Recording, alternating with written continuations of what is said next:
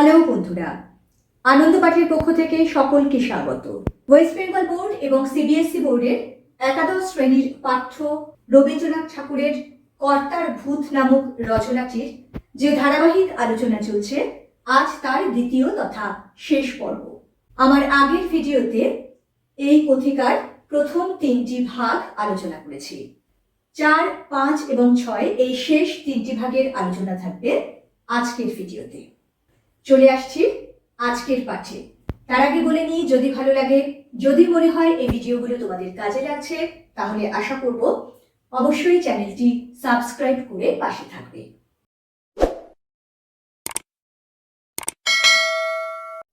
তোমরা জানো এই কথিকাটি ছোট ছোট 6টি ভাগে বিভক্ত।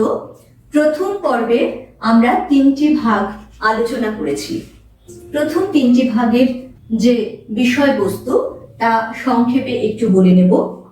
19বিংশ শতাব্দীতে যখন বিশ্বের অন্যান্য দেশ জ্ঞানে, বিজ্ঞানে, সভ্যতায় অনেকখানি এগিয়ে গেছে, তখনও পর্যন্ত ভারতবর্ষে প্রাচীন ধর্মতান্ত্রিক সভ্যতার অবসান ঘটলেও তার ভূত ভারতবাসীর ঘাড়ের উপর চেপে বসেছিল।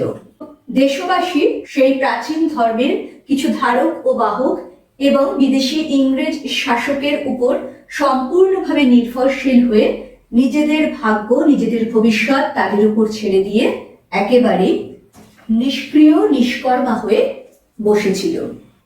এইভাবে সমগ্র দেশ যখন অজ্ঞানতার অন্ধকারে এবং সুপ্রাচীন ধর্মীয় রীতিনীতির জালে আবদ্ধ হয়ে ব্রিটিশ শাসকের অত্যাচার সহ্য করে চলেছিল, তারই কিছু চিত্র আমরা দেখেছিলাম। আজকে শুরু করছি চতুর্থ ভাগ। এদিকে দিব্যি ঠান্ডায় ভূতের রাজ্য জুড়ে খোকা ঘুমোলো, পাড়া জুড়োলো। সেটা খোকার পক্ষে আরামের, খোকার অভিভাবকের পক্ষেও। আর পাড়ার কথা তো বলাই আছে।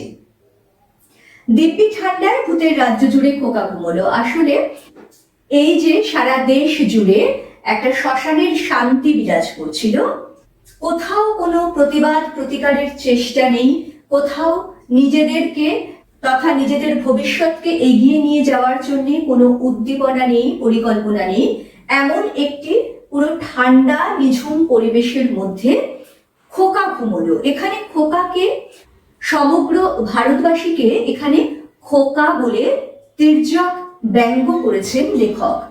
খোকা অর্থাৎ ছোট ছেলেরা, যেমন তখনও যাদের বুদ্ধি পাকেনি, যারা পরিণত হয়নি, তারা তাদের বাবা মা বা অন্যান্য অভিভাবকদের উপরে সম্পূর্ণভাবে নির্ভরশীল হয়ে নিশ্চিন্তে জীবন কাটায়।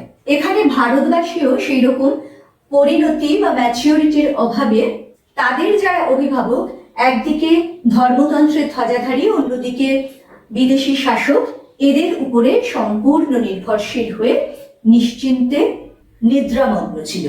সেই জন্যই বলছে যে এটা খোকার পক্ষে আরামের, কারণ তাদের কোনো ভবিষ্যতের চিন্তা ভাবনা নেই, কোনো কর্মোদ্যোগ নেই, তাই তাদের নিশ্ছিদ্র অবসর, নিশ্চিন্ত আরাম। অপরদিকে অভিভাবকের পক্ষেও আরামের, কারণ তাদেরও কোনো উপদ্রব সইতে হচ্ছে না, তাদের আনুগত্য একেবারে মাথা পেতে গ্রহণ করছে সমগ্র দেশবাসী, তাই অভিভাবকদের কাছেও সেটা আরামের। কিন্তু বর্গী এলো দেশে, নইলে ছন্দ মেলে না, ইতিহাসের পথটা খোঁড়া হয়েই থাকে। এই যে একটা আপাত শান্তির পরিবেশ চারিদিকে, এই শান্তি তো আসলে প্রকৃত শান্তি নয়। এই শান্তি হলো ধ্বংসেরই আরেক নাম। ভবিষ্যতের প্রতি কোনো রকম চিন্তা ভাবনা না রেখে নিজেদেরকে সম্পূর্ণভাবে অন্যের পায়ে সমর্পণ করে দেওয়ার এই যে প্রবণতা, এই প্রবণতাটা তো দীর্ঘদিন ধরে চলতে পারে না।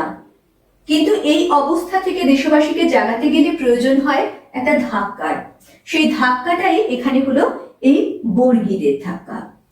যদি আক্ষরিক অর্থে বর্গী কারা জানতে হয়, তাহলে বলতে হয় যে সেই সময় অশ্বারোহী মারাঠা দস্যু তারা বাংলাদেশে প্রভূত লুটপাট আক্রমণ চালিয়েছিল, যাদেরকে আমরা বর্গী বলে জানি।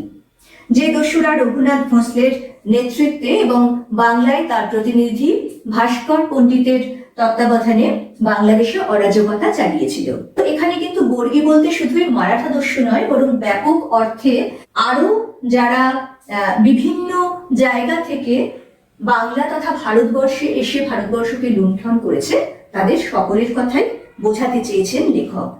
এই যে বলছেন, নইলে ছন্দ মেনে না ইতিহাসের পথটা খোঁড়া হয়েই থাকে। ইতিহাসের যে উত্থান পতন, সময়ের যে এগিয়ে চলা, তার ঘাত প্রতিঘাত তো সকলকেই মাথা পেতে নিতে হবে। আমরা ছোট থেকে যে ছড়াটি শুনে এসেছি, কোকা ঘুমোলো পাড়া জুড়োলো বর্গী এলো দেশে, এই ছড়াটি আসলে তৎকালীন সময়ের ইতিহাসের দলিল। তাই এই সমগ্র দেশরূপ পাড়াকে এমন শান্ত নিশ্চুপ রেখে খোকা তথা দেশবাসীদের এই ঘুম তো অনন্তকাল চলতে পারে না। তাই ইতিহাসের পথকে পূরণ করার জন্যে, তাদেরকে ধাক্কা দিয়ে জাগানোর জন্যই যেন এই বর্গীর আবির্ভাব। দেশে যত শিরোমণি চূড়ামণি আছে সবাইকে জিজ্ঞাসা করা গেল, এমন হলো কেন? তারা এক বাক্যে সেখানে বললে, এটা ভূতের দোষ নয়, ভূতুরে দেশের দোষ নয়, একমাত্র বর্গীরই দোষ। বর্গী আসে কেন? শুনে সকলেই বললে, তা তো বটেই। অত্যন্ত সান্ত্বনা বোধ করলেন। কোনো কিছু অপ্রত্যাশিত, কোনো কিছু নতুন ঘটলেই দেশের সকলেই তাদের অভিভাবক স্বরূপ এইসব ধর্মের ধ্বজাধারী, যাদের লেখক কখনো তত্ত্বজ্ঞানী, কখনো শিরোমণি চূড়ামণি বলে উল্লেখ করেছেন, তাদের কাছে প্রশ্ন করে, তার কারণ জানতে চায়। এই যে হঠাৎ করে বর্গীর উপদ্রব শুরু হলো তাদের এই নিশ্ছিদ্র অলস জীবনযাপনের মধ্যে, তার কারণ স্বরূপ শিরোমণি চূড়ামণির দল বলল যে এতে ভূতেরও দোষ নেই, ভূতুরে দেশেরও দোষ নেই, দোষ একমাত্র বর্গীর, তারা আসে কেন? অর্থাৎ দোষটা শুধুমাত্র অন্যায়কারীর, অন্যায় যে করতে দিচ্ছে তার নয়। তোমাদের নিশ্চয়ই এ প্রসঙ্গে মনে পড়বে রবীন্দ্রনাথের সেই বিখ্যাত দুই পংক্তি, অন্যায় যে করে আর অন্যায় যে সহে, তব ঘৃণা যেন তারে তৃণ সমদহে। যে অন্যায় করছে তার সমান দোষী হলো সেই মানুষটি যে সেই অন্যায় মুখ বুজে সহ্য করছে। লেখক রবীন্দ্রনাথ সে কথা মনে প্রাণে বিশ্বাস করতেন। সেই জন্যেই এই যে অন্যায়কারীর উপর শুধুমাত্র দোষ চাপিয়ে দেশের লোক নিশ্চিন্ত হলো, শুনে আশ্বস্ত বোধ করলো, তাকেই এখানে তিনি ব্যঙ্গের কষাঘাতে বিদ্ধ করেছেন। দোষ জারি থাক, খিড়কির আনাচে কানাচে ঘুরে ভূতের পেয়াদা, আর সদরের রাস্তায় ঘাটে ঘুরে অভূতের পেয়াদা। ঘরে গেরস্তর টেকা দেয়, ঘর থেকে বেরোবারও পথ নেই। এদিক থেকে এ হাঁকে খাজনা দাও, আর ওদিক থেকে ও হাঁকে খাজনা দাও। দোষটা জারি থাক, যে ফলটা ভোগ করতে হচ্ছে তা তো দেশবাসীকেই। তার যে ঘর, সেই ঘরের খিড়কির আনাচে কানাচে ঘুরে ভূতের পেয়াদা। এই ভূত হলো সেই প্রাচীন ধর্মতন্ত্রের যে ভূত তাদের ঘাড়ে চেপে বসে আছে, সেই অস্পৃশ্যতা, জাতপাতের বাঁধন, সেই অন্ধ কুসংস্কার, সেই অপ্রাসঙ্গিক অপ্রয়োজনীয় ধর্মীয় রীতিনীতির যে বেড়া জালে তারা আবদ্ধ হয়েছিল, তার কথা বোঝানো হয়েছে। আর অভূতের পেয়াদা অর্থাৎ বিদেশি শাসকের দল, যারা দেশবাসীর কাছ থেকে খাজনা আদায়ের জন্য যে কোনো পর্যায় পর্যন্ত যেতে পারে। ফলে ঘরেও তাদের টেকার জো নেই, আবার বাইরেও বেরোবার পথ নেই। সর্বত্রই খাজনার দাবিতে তার প্রাণ ওষ্ঠাগত হয়। এখন কথাটা দাঁড়িয়েছে, খাজনা দেব কিসে? এতকাল উত্তর দক্ষিণ পূর্ব পশ্চিম থেকে ঝাঁকে ঝাঁকে নানা জাতের বুলবুলি এসে বেবাক ধান খেয়ে গেল, কারো হুঁশ ছিল না। উত্তর দক্ষিণ পূর্ব পশ্চিম থেকে ঝাঁকে ঝাঁকে বেবাক জাতের বুলবুলি কারা? সেই প্রাচীন কাল থেকেই ইউরোপ ও এশিয়ার নানান দেশ থেকে নানান জাতি, নানান দস্যুদল এসে ভারতবর্ষকে লুণ্ঠন করেছে। কখনো তারা এদেশেই শাসন ব্যবস্থা কায়েম করেছে, কখনো এদেশের প্রচুর ধনসম্পদ লুট করে নিয়ে নিজেদের দেশে ফিরে গেছে। সব ক্ষেত্রেই লুণ্ঠিত, লাঞ্ছিত, পরাভূত হয়েছে ভারতবাসী, এই দেশের আপামর সাধারণ জনগণ। কিন্তু সব যুগেই সেই ভীরু কাপুরুষ নিরীহ ভারতবাসী নির্বিচারে এই অত্যাচার মেনে নিয়েছে, তাদের নিজের দেশের সম্পদকে লুণ্ঠিত হতে দিয়েছে। এই যে বলা হয়েছে উত্তর দক্ষিণ পূর্ব পশ্চিম থেকে ঝাঁকে ঝাঁকে নানা জাতের বুলবুলি এসেছে, এই বিদেশি শত্রু, বিদেশি লুণ্ঠনকারীদের কথাই এখানে বলা হয়েছে। কিন্তু তাদের প্রতিরোধ করার মতো শক্তি দেশবাসীর ছিল না। জগতে যারা হুঁশিয়ার এরা তাদের কাছে ঘেঁষতে চায় না, পাছে প্রায়শ্চিত্ত করতে হয়। কিন্তু তারা অকস্মাৎ এদের অত্যন্ত কাছে ঘেঁষে এবং প্রায়শ্চিত্ত করে না। শিরোমণি চূড়ামণির দল পুঁথি খুলে বলেন, বেহুশ যারা তারাই পবিত্র, হুঁশিয়ার যারা তারাই অশুচি। অতএব হুঁশিয়ারদের প্রতি উদাসীন থেকো, প্রবুদ্ধমেব সুপ্ত। বলছেন যে জগতের যারা হুঁশিয়ার এরা তাদের কাছে ঘেঁষতে চায় না প্রায়শ্চিত্ত করার ভয়। এই হুঁশিয়ার কারা? সব মানুষই তো আর এমন ভাবে নির্বিচারে সবকিছু মেনে নিতে পারে না। কিছু মানুষ তো থাকেই সব যুগে সর্বত্র, যারা যুক্তি বুদ্ধি দিয়ে বিচার করতে চায়, যারা অন্যায় অত্যাচার মুখ বুজে সহ্য করতে চায় না, এর বিরুদ্ধে প্রতিকার করে তুলতে চায়, মানুষকে বোঝানোর চেষ্টা করে।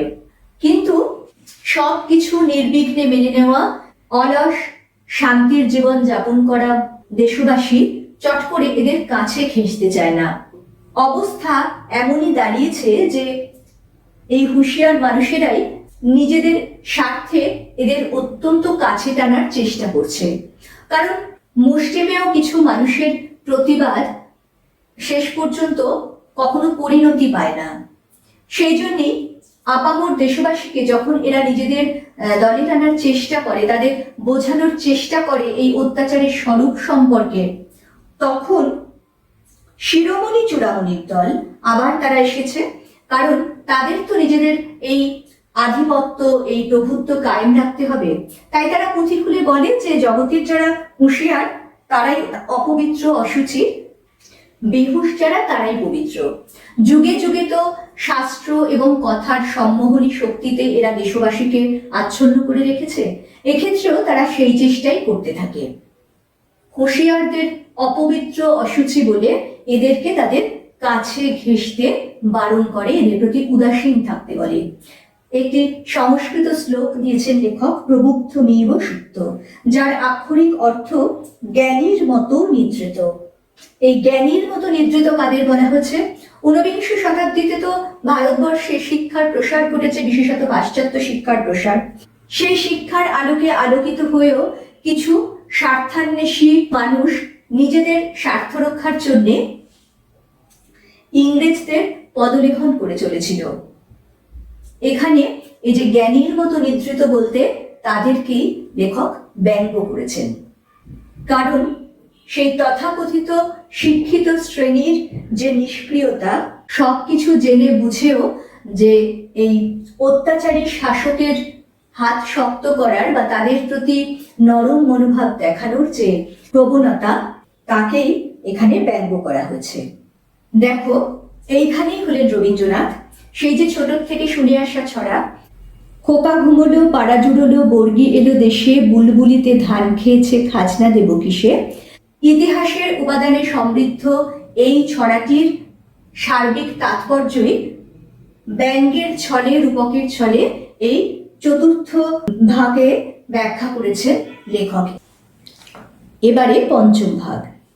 কিন্তু তৎসত্ত্বেও এ প্রশ্নকে ঠেকানো যায় না, খাজনা দেব কিসে।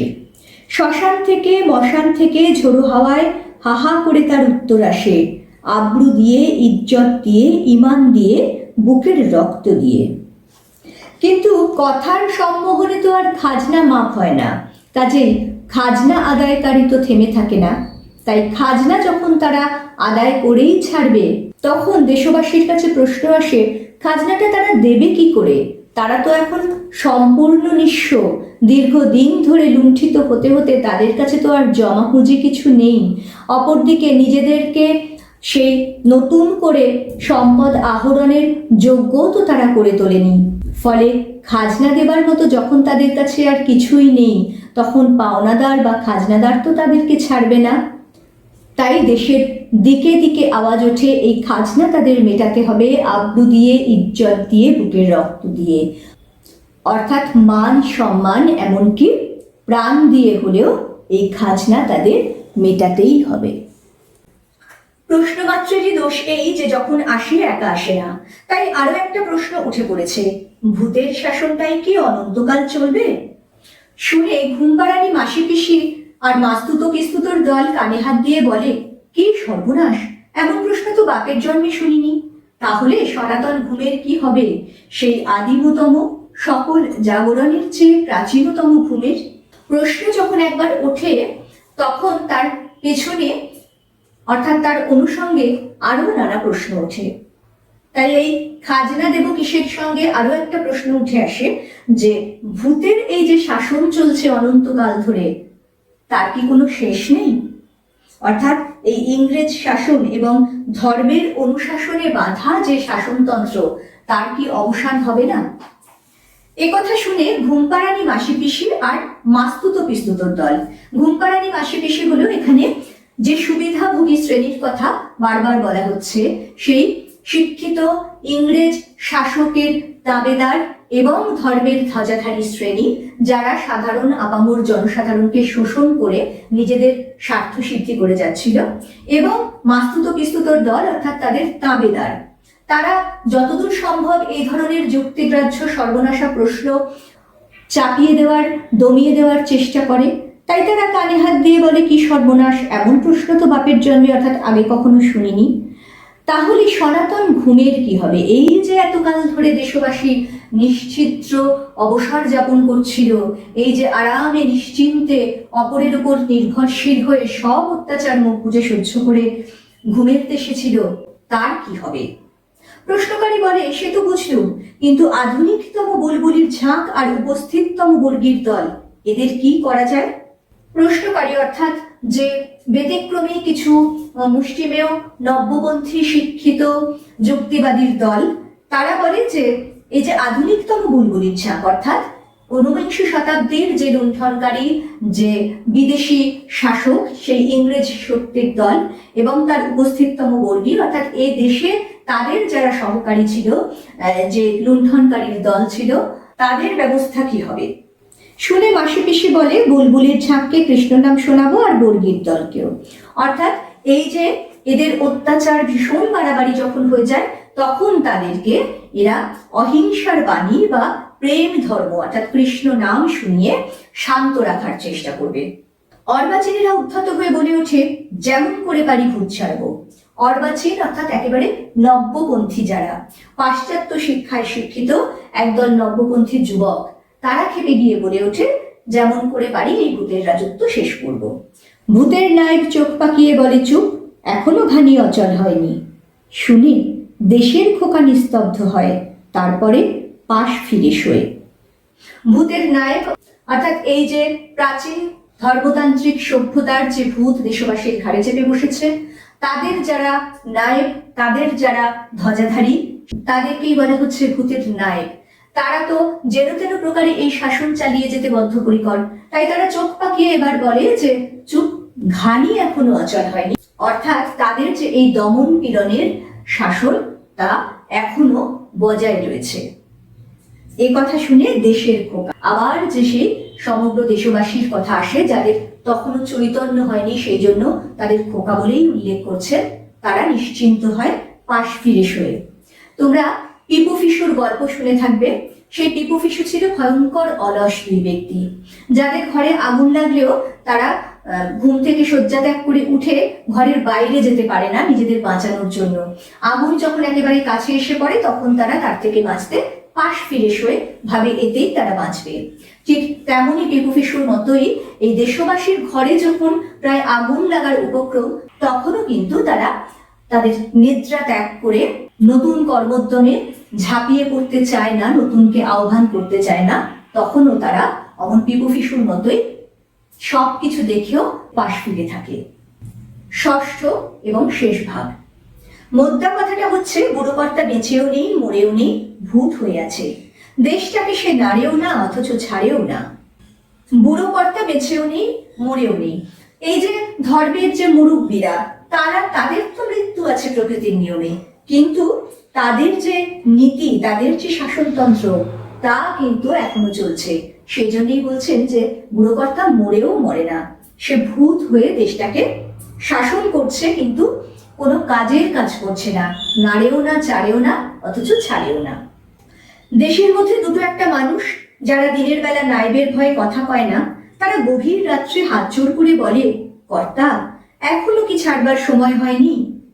এদেরই মধ্যে কিছু মানুষ আছে যাদের চৈতন্য হয়েছে, যারা বুঝতে পারছে, সম্যক উপলব্ধি করছে সবকিছু, কিন্তু এই দীর্ঘদিন ধরে জাঁকিয়ে বসা বিপুল যে অত্যাচারী শক্তি, একদিকে ধর্মের ধ্বজাধারী, একদিকে ব্রিটিশ শাসক, এদের বিরুদ্ধে গলা তুলতে, এদের বিরুদ্ধে সোচ্চার হতে ভয় পায়, কিন্তু মনে মনে এর অবসান চায়। তারা তাই দিনের বেলায় কিছু বলতে পারে না, রাত্রিবেলায় সেই বুড়ো কর্তার কাছেই হাত জোর করে তাকে ছেড়ে যেতে বলে। অর্থাৎ তারা নিজেদের মতো করে প্রার্থনা জানায় এই শাসন ব্যবস্থার অবসানের জন্য। অর্থাৎ তারা মনে মনে, তারা নিজেদের মধ্যেই এই অপশাসনের অবসান চায়, তার জন্য প্রার্থনা করে। শুনে কর্তা বলেন, ওরে অবোধ, আমার ধরাও নেই ছাড়াও নেই, তোরা ছাড়লেই আমার ছাড়া। তারা বলে, ভয় করেছে কর্তা? কর্তা বলেন, সেইখানেই তো ভূত। তাদের এই প্রশ্নের উত্তরে সেই বুড়ো কর্তা অর্থাৎ প্রাচীন সভ্যতা বলে যে সে তো কাউকে ধরে রাখেনি, তার ধরাও নেই ছাড়াও নেই, দেশবাসী তাকে ছাড়লেই তার ছাড়া। কিন্তু দেশবাসী কেমন করে ছাড়বে? তাদের মধ্যে যাদের নিদ্রা ভেঙেছে, যারা একটু সচেতন হয়েছে, তারাও যে ভয় মরে, তাই তারা বলছে তারাও যে ভয় মরে। শুনে বুড়ো কর্তা বলেন, সেইখানেই তো ভূত। অর্থাৎ ভূতের অস্তিত্ব তো মানুষের মনে। এই ভূতের রূপকে যে প্রাচীন ধর্মতন্ত্রের আষ্টে পৃষ্ঠে বাঁধন, যে ভয়ঙ্কর বিদেশি শক্তি, এই যে একটা এত বড় দেশকে পায়ের তলায় পিষে মারছে, এগিয়ে যেতে দিচ্ছে না, আপামর জনসাধারণকে ক্রমাগত লাঞ্ছিত ও বঞ্চিত করে চলেছে, তার পেছনে প্রধানতম শক্তি হচ্ছে এই মানুষগুলির মনের ভয়। যতক্ষণ সে ভয় তাদের মধ্যে চেপে বসে আছে, ততক্ষণ তাদের ঘাড়ে এই ভূতও চেপে বসে থাকবে, এর থেকে তাদের রেহাই নেই। এই অমোঘ বার্তাই শেষ পর্যন্ত ঘোষণা করেছে এই কথিকায় লেখক রবীন্দ্রনাথ ঠাকুর। দুটি পর্বে এই সম্পূর্ণ রচনাটি লাইন ধরে বিশ্লেষণ করার চেষ্টা করলাম। আশা করি খুব সহজেই তোমরা এরপর এই কথিকাটি বুঝতে পারবে। পরবর্তীকালে এখান থেকে প্রশ্নোত্তর আলোচনা করব। খুব তাড়াতাড়ি অন্য একটি পাঠ নিয়ে ফিরে আসবো। সঙ্গে সঙ্গে নোটিফিকেশন পেতে চাইলে সাবস্ক্রাইব করে বেল বাটনটি অন করতে ভুলো না। আজকের মতো টাটা।